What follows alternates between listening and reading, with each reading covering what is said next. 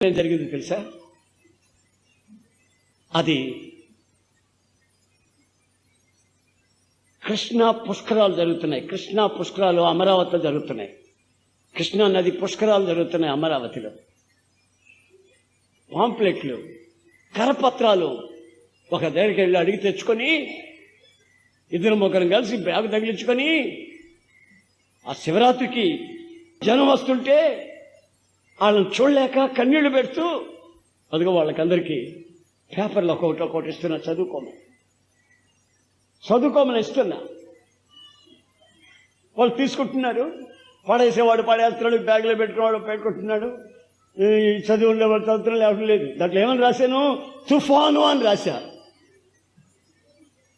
తుఫాన్ అని రాశా. తుఫానా? అదే ఎప్పుడు బ్యాగ్లో పెట్టుకున్న తర్వాత చూద్దాం అందుకని అన్నీ పెట్టుకుంటున్నాను. తుఫాన్ అని రాసింది దాని మీద. తుఫాన్ వచ్చిన మరుసటి సంవత్సరం, అది తుఫాన్ వచ్చిన మరుసటి సంవత్సరం 77 నవంబర్లో తుఫాన్ వచ్చింది. ఇది 78వ సంవత్సరం.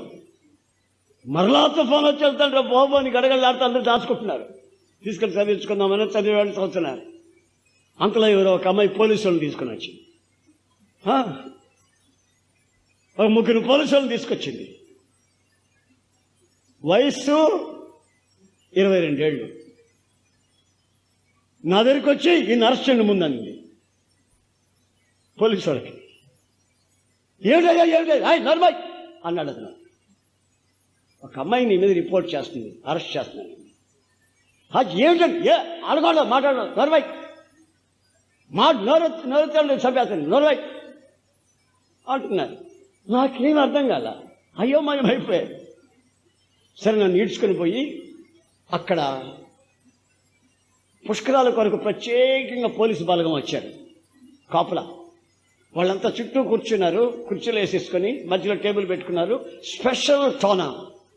స్పెషల్గా పోలీసు స్టేషన్ అరేంజ్మెంట్ చేసుకుని ఒక ఖాళీ స్థలంలో అక్కడ తీసుకెళ్ళి నన్ను నిలబెట్టారు. ఏమండి అంటున్నాయి అంటున్నాయి. అమ్మా నువ్వురా కూర్చో. ఆమెని నన్ను అరెస్ట్ చేయమంది ఆ అమ్మాయిని. అమ్మా కుర్చీలో కూర్చోమ్మా అని కుర్చీలో కూర్చోబెట్టాను. కాసేపు అయిన తర్వాత నాకు గొంతు ఎండిపోతుంది. ఏం జరిగిందో తెలియదు, చెమటలో పోస్తున్నాయి. నాకు కొత్త, నాకేం అర్థం కాలేదు. అదే కొంచెం మంచినీళ్ళు తాగేది పోలీసులు. రాయ్ మనుషులు కాబట్టి నీకు నోరుబాయ్ అన్నాడు. నోరు మూసుకున్నా, గొంతు ఎండిపోతుంది.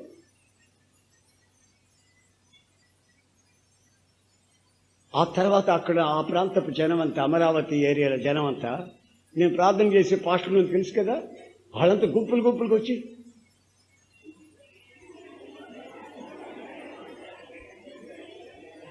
అని సైకిల్ చేసుకుంటున్నారు, పెదాలు ఊపుతున్నారు, పెదాలు విరుస్తున్నారు. నేను గడగడ వణికిపోతే ఏం జరిగిందో నాకు తెలియదు. అంతకు అరగంట ముందు నాకు ఆకలిగా ఉంది. 2 అరటిపళ్ళు కొనుక్కొని తిన్నా. అంతకంటే వేరే చిల్లర లేదు నా దగ్గర, పైసలు లేవు. ఒక 20 పైసలు ఉంటే 2 అరటిపళ్ళు కొనుక్కొని తిని నీళ్లు తాగి కాగితాలు పంచుతున్నా పుష్కరాల్లో. అంతవరకే నాకు తెలుసు. తర్వాత ఒకడు వచ్చి అడిగాడు, ఏంటమ్మా ఆయన అరెస్ట్ చేయమన్నావు కదా ఏంటి అని. ఏం లేదండి, నన్ను చంపేసి పాతి పెడతాను అంటున్నాడు. 2 లారీలు రమ్మన్నాడు. ఇప్పుడు ఇటురాలు కూడా పంపించారు సమాధి కట్టించడానికి. సమాధి కట్టించడానికి నన్ను చంపేసి పాతి పెడతాను అంటున్నాడండి. ఇంకా చాలా ఉన్నాయి సంగతులు చెప్తానంటుంది. నా ముందే నేను వింటున్నా. ఏమో చెప్పమంటే నేను వింటున్నా. అమ్మా కూర్చో పెద్ద ఇన్స్పెక్టర్ వస్తే కూర్చో, పెద్ద ఇన్స్పెక్టర్ వస్తే ఆయన చెప్పిస్తాను అంటున్నారు వాళ్ళు. తర్వాత పెద్ద ఇన్స్పెక్టర్ వచ్చి, ఏంటంటా ఇతను ఎందుకు వచ్చారు ఇక్కడికి? ఆ అమ్మాయి నేను అన్నాడు అంటండి. అదే అని ఎగాదిగా చూశాడు ఆయన నన్ను. అమ్మాయి చెప్పు, పెద్దని చెప్పు అంటే ఈ పిల్ల నెమ్మదిగా పోయి ఆయన చేయబట్టుకొని గట్టిగా వాటేసుకుంది. అయింది పెద్ద అయింది. ముగ్గురు లాగారు. ఇట్లా లాగితే విడిచిపెట్టట్లా. అసలు మా ఆయన నట్టున్నావు, నువ్వు మా ఆయన నట్టున్నాను పట్టుకుంది. ఆయన గట్టిగా తర్వాత ఆయన పోలీసులు చూసి ఎవరు ఎదవలారా పిచ్చిదని తీసుకొచ్చి కిన్నెలు పెట్టారు. ఆయనని తీసుకొచ్చి కిన్నెలు పెట్టారు. ఆయన గురించి ఏమో చెప్తానండి, ఇవరు పిచ్చిదిరా ఇది, పిచ్చిదిరా ఇది, మెంటల్దిరా ఇది, దీన్ని తీసుకొచ్చి ఇక్కడ పెట్టి ఆయన తీసుకు ఆయన పాస్టర్ అంట. నాకు సంబంధించిన నాకు నిలబడుకొని మా పాస్టర్ అండి అన్నారంట. ఆయన పాస్టర్ అంటే బాబు ఆయన తీసుకొచ్చి దండలు పెట్టారు.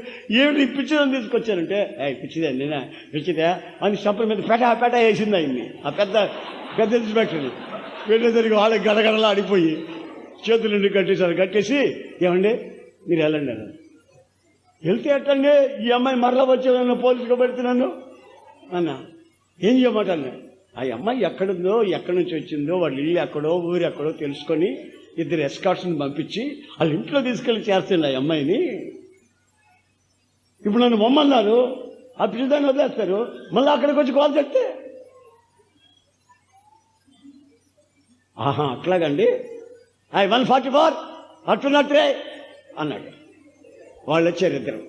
ఈ అమ్మాయిని తీసుకొని పోయి అదిగా ఎక్కడ గ్రామం పేరు చెప్తే ఏమండి మేము ఇప్పుడే వచ్చామండి డ్యూటీకి, చాలా దూరం నుంచి వచ్చాను, మేము బాగుండి అప్పించుదాం అంటున్నారు వాళ్ళు.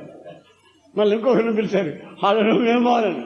నేను చెప్పాను మీరు రండి నేను కూడా వస్తాను, వాళ్ళ ఇంటికి తీసుకెళ్ళి వదిలిపెడదాం, ఇంటికి తీసుకెళ్ళి వదిలిపెడతాం అని చెప్పి ఇంటికి తీసుకొని వచ్చి నేను కూడా పోయి వాళ్ళిద్దరు కలిసి వదిలిపెట్టచ్చు.